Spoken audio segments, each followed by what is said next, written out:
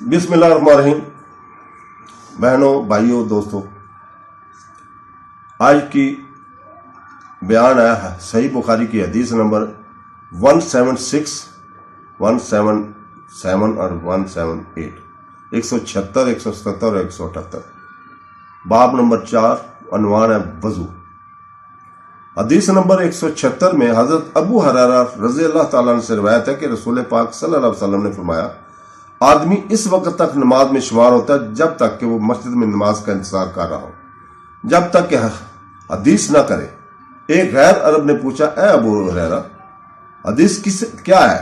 मैंने अर्ज किया कि ये हवा का गुजरना मकसद है। यह हदीस के अक़साम में से है।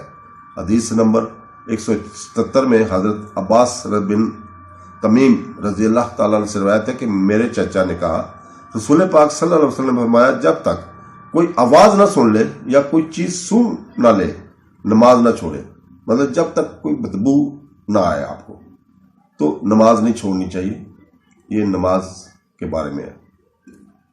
तो दोस्तों, हदीस नंबर 178 में हजरत अली रज़ी अल्लाह ताला अन्हु कहते हैं कि मुझे पेशाब की नाली से अक्सर जज्बाती रतूबत आती थी और मुझे इसके बारे में रसूल पाक सल्लल्लाहु अलैहि वसल्लम से पूछने में शर्म महसूस होती थी।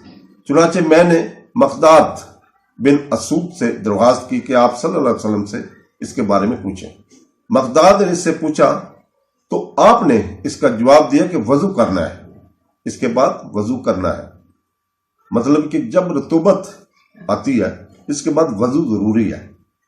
तो दोस्तों, अल्लाह ताला हमें इन हदीस को पढ़ने, इसके ऊपर अमल करने और लोगों को बताने का शर्फ हासिल होना चाहिए।